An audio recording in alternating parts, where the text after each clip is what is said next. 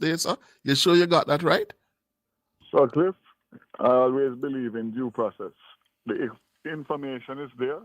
I gave instructions yesterday as I got the report to track and see who the driver was, to verify that information that was on the system is correct, which I have no doubt it is, based on the level of technology. And if so, zero tolerance, not only for him, but for anybody who breaks the rules in that way. 14 times speeding over the prescribed limit, zero tolerance. I don't invest the government's money in that level of technology to allow for the indiscipline and the usual behavior to continue. I have said from day one that this is all about the safety of the children, starting with purpose-built buses to the technology that is going to protect them from all types of safety concerns. So I just want to let the people of Jamaica know. Has he been fired? That's a question, Minister. Has he been fired or suspended? There's no suspension in this. There's no suspension. One time, maybe, but not 14 times. And I've given the directive, and I'm expecting by today that I will hear definitively that based on my instructions, he has been removed and dismissed immediately. No second chance on that level of infraction. None whatsoever. As it relates to the training, there's no difference in the training of the school buses other than specialized training based on the type of buses. JUTC has a full-fledged system in terms of how they employ drivers, background checks to see whether they have outstanding tickets, whether they have the proper driver's license, all that. I don't get involved in that. What I get involved in is in policy.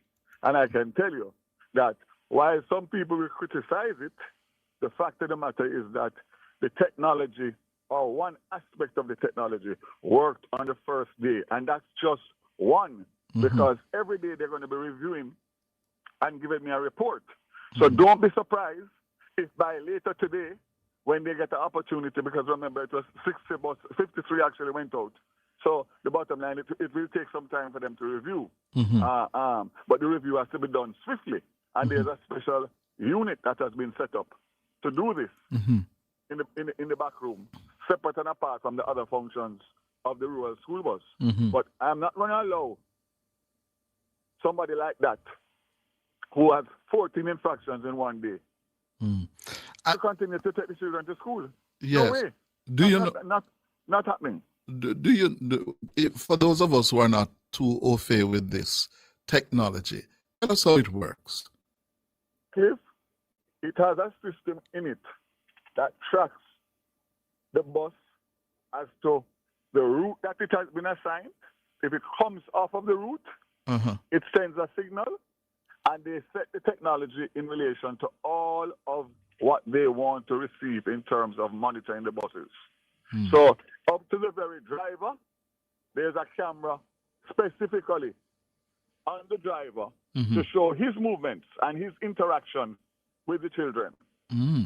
Whether or not he comes out of the seat, whether or not he's walking up and down, whatever he's doing, he is being tracked as well. The students are being tracked. When I went on the bus yesterday morning, I saw four cameras. Yes, that's what our reporter said. He saw four buses, four on the bus. So that means that whatever incident takes place, or whatever you want to check or investigate, including the movement of the bus, the driver and the children, can be done both in real time, and obviously you have the footage if you need to go back to it. And that was one of the things that we wanted to make sure, based on all of the stories that we have heard in relation to students and some of the activities that take place on these buses. Yeah. So I just want to simply say, listen, this is day 2. my own thinking, by the end of this week, I should be in a position to have a full review, changes that need to be made, which includes what we're speaking about now, in terms of comprehensive assessment of the driving pattern and behavior of these drivers, and we will have a pool of drivers in reserve that we can switch them out as is needed. But we have a discipline problem in Jamaica. There's no two ways about it. Yes. And the fact of the matter is that many governments have tried, Yes. and it's just an instinctive indiscipline Yeah, in the culture. yes. They break the rules every day and they get very little punishment. It becomes a norm. Yes. It becomes a norm. But I just want to say, Cliff, let me tell you something. This one here, yes, this one here is near and dear to me, right? Near and dear. And I'm going to put every ounce of my energy, every ounce of the little common sense that I have to make sure that we perfect it and we roll it out as best as possible. Nothing will be perfect. And I'm not going to cover up. If there are issues, regardless of whether they are embarrassing to me or to the government or to the people of Jamaica, you will always hear the truth from me because I'm committing transparency and accountability, and I don't expect that the bus system will roll out in 1 week or 2 weeks and not have the teething pains as a new system. Yes. But you have my commitment. We expect to have the teething pains with anything new and something on this scale. I didn't have to come, and I didn't have to say what I said yesterday. No. Most of the people would have just said, listen, it's not going to look good. So guess what? Let's just keep it quiet. Not me. Me. The good, the bad, and the ugly you'll get from me. Yes. Right? Okay. When I'm to get credit, I take it. When I'm to get criticism, I take it. And Yes. what I do is take it in stride and use it constructively to improve the system. So anybody that has any suggestion, anybody that sees anything that they feel is not right, feel free to contact me directly or contact JUTC or my ministry, and we will address it accordingly. Minister Vaz, coming out of yesterday as well, we had a report from the principal of Brownstown High School, I think it is, Alfred Thomas. Listen to what he told us yesterday on Nationwide. Remember, I heard you. Well, for the listeners who are not aware, hold on, Minister. Let me just tell you. I had a meeting at 8 o'clock last night, and I instructed the team to contact him along with the Minister of Education and have a discussion with him to get exactly the details to make sure that they were fine-tuned and worked out in the shortest possible time. Okay. What Mr. Thomas was saying, listeners, for those of you who didn't hear, this is what he told us last evening. Some of those issues that we saw can be corrected through consultation with us as principals. We can assist them with accurate timing. I actually saw one of the buses stopping at my gate and was waiting for about 10 minutes at 3:30. So at 3:30, my afternoon shift students are in classes. So there will be no students from my school to transport at that time. So I think it's logistics to work out the logistics with us as principals in a different local so we can proper advise the schedule. Good. So you are responding, Minister Vaz. Not only am I responding, the fact of the matter is that there's a mechanism, as I said yesterday, the issue of the routes and the times and all of that is being handled by the Minister of Education through Mr. Richard Troop and the regional offices. So his point of contact wouldn't be the JUTC.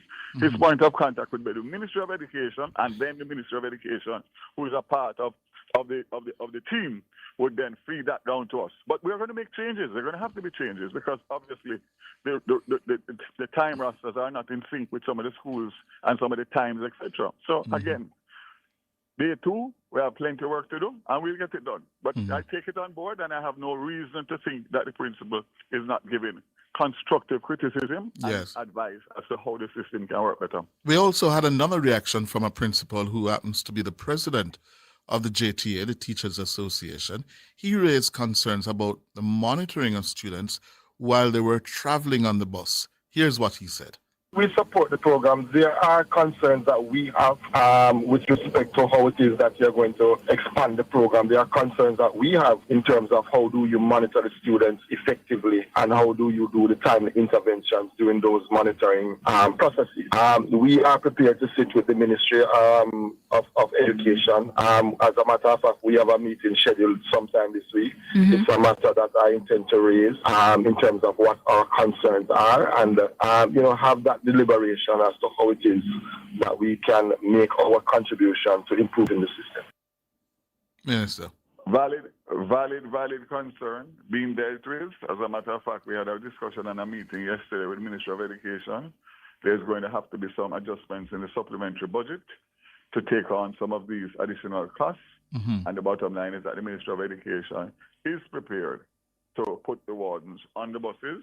We just have to make sure, and we have a meeting with the Ministry of Finance as soon as the government comes back into business in terms of the ministerial appointments, and the Ministry of Education, Ministry of Transport, whoever that is, and the Ministry of Finance, Education, Finance, and Transport will meet and work out all of these details to make sure that the funding is there, to make sure that the wardens can be fully rolled out and sustained. But there are aspects of the program now that will need additional financing based on all that has taken place. But it's a valid concern and it's a must. Yes. You can have the children on the buses with a driver and no supervision. Yeah. So we have my undertaking that will come on stream. Somebody on YouTube just said to me, Minister, I don't know if you're aware of this, Clayfarm in the UK, and the bus drivers can only drive at 20 miles per hour. What's the speed limit here? I know the buses have a speed limit on them. I'm not quite sure what it is based on, of course, different terrain and all of that. Uh-huh. But I know that it is specified for the buses and the make of the buses. Okay. Not quite sure exactly what it is, but it is definitely a part of the considerations. Minister, what happened in East Portland? Why Anne lost? Numbers. Politics is all about numbers. Cliff, you got not only know where the vote is, you got to get the vote out. We have 5 divisions in East Portland. You have the Mansion Hill division, which is a very strong JLP division. You have the Ferry Hill division, which is a very strong division. And that's in the east. And then in Port Antonio, you have Port Antonio and Prospect, which are very, very strong PNP divisions. And the 50th Fellowship, which is a weather vane. One hour lost by 100 or 200 for any party. Mm-hmm. We have come out of Mansion Hill in the previous 3 elections, 2019, 2020, 2024, between 550 and 800 votes. We came out of it. We came out of it with 325. We came out of Ferry Hill with our usual 600-700 lead, and we lost Fellowship by 14, which is not much of a much. But basically, they were able to get their vote out in Port Antonio and Prospect, and she lost by 100 and odd votes.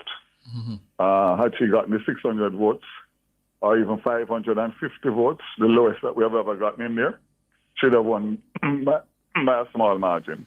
Mm-hmm. So the fact is that everything else in politics is hype. So you just knowing your numbers, knowing where your votes are, and getting out election day. And that particular division, which is really represented by the mayor of Port Antonio, underperformed severely. Mm-hmm. So we have to do obviously a postmortem to see exactly what transpired, etc. You hear all kind of dopey story in politics. That's there was a story on the front page of the Gleaner Sunday saying that land was a big issue. Somehow the word on the ground is that the land grab in that part of the constituency worked against the JLP and Anne-Marie. Again, that is all as a result of the plans that we have down there for the expansion and the bypass of the town, and of course the development of the cruise shipping and all of that. So I guess they use that as saying that their people are going to be dispossessed, etc. Mm-hmm. Then you have the the Blue Lagoon regularization by the Jamaica National Heritage Trust, that they said that we're taking people's livelihood away. That division performed exceptional for the Jamaica Labour Party. So that didn't work. But the bottom line is, listen, it is what it is. Anne-Marie Vaz was one of the best performing members of parliament in the history of politics in Jamaica. She was passionate. She was courageous. She is anything you want to say. And I have never in my life, and it's still up to today, I'm shocked that the outpouring of love and support for a woman politician in Jamaica has gone worldwide. Worldwide. I saw something yesterday that touched me. 18.5 million views on her social media since election. Yes, I saw that. 6 times the population of Jamaica. You don't get that if you have not endeared yourself, not only to the people of East Portland, but to people in Jamaica and the diaspora. She's a dynamo, and I tell you, Cliff, the most important thing for me was to win the election for the Jamaican people, because it would have been a disaster. But if I could rewrite it, I'd prefer her to win and me lose. Why? Because she deserves it. But you know, God has a plan. She's 60 years old. She has 5 children. She has 4 grandchildren, 1 on the way. And between she and I, we don't know those 4 grandchildren as we should know them, because we are spending all our time working on behalf of the people of Jamaica. Don't question God's plan. She has done a remarkable job. Everybody knows it. It's there. The work is there to be seen. And I only hope it can be continued. Is this your last term? Yes, for sure. But I have said that, I've said that before. I have 2 things to do before I bout of ministerial duties. And if I'm given the opportunity, I will do them. And that is to roll out the full rural transport system and to renegotiate the JPS license. I do those 2 things, I can go into the wilderness and enjoy my last few good years. That sounds like 2027. That's when the JPS license is about to be renegotiated. You're a bright man. Oh, so you're gone after 20. I'll be 64 years old. Okay, man. And I've dedicated many, many years of my life to serving the people of Jamaica. And I'm a 5-time MP. No one has ever run against me twice. And I have left Portland and will leave Portland at the end of this term. A place that was a forgotten parish that is now the pearl of the Caribbean and Jamaica. How is Anne-Marie taking all of this? Anne-Marie is good. Anne-Marie is disappointed but good, man. Disappointed but good. I expected her to be more devastated than she is, but Anne-Marie is a realist, man. Yeah. She's a warrior. And I think the outpouring of love for her, I mean, I guess you know because you're on social media. If I have gotten 1,000 messages of congratulations, 999.9 have her name in them as the big letdown and the big sorrow and pain. Yes. One last one on this. I see a lot of, or some of the commentary, some of the reactions who are disappointed and bitter at her defeat, suggesting that she should go and dig up back roads and take worship down in her. No, my rubbish, man. Rubbish. Live. You know me a long time. I don't speak ill of people in politics. I speak the facts, and my politics is about performance and policies. That's what I campaign on, and that's what she campaigns on. And therefore, I don't want to be associated with any negativity in relation to anything that will be done that would cause any disruption to the good work that she has done and to affect the people of East Portland and West Portland. I don't play those games. So I disassociate myself, and so does she, from any negativity. Democracy has played out. We didn't do what we needed to do in the way we needed to do it, and the other side did. Glory to them. Okay. I'm going back to the buses now, okay? Daryl Vaz, thank you very much, sir. All the best to you. Good. 20 minutes going up to 11. And Daryl Vaz there, the transport minister, said he would have rather him lose than his beloved wife. Yeah? That's what you call commitment to your partner. Yeah? All right. What I'm going to ask people to do for me today, when you call me today, I want you to tell me 3 reasons why you think the JLP won and the PNP lost the September 3 elections. Think about it. 3 reasons why the JLP won and 3 reasons why the PNP lost. Yeah? During your calls. All right? So before you call me, think about that. All right?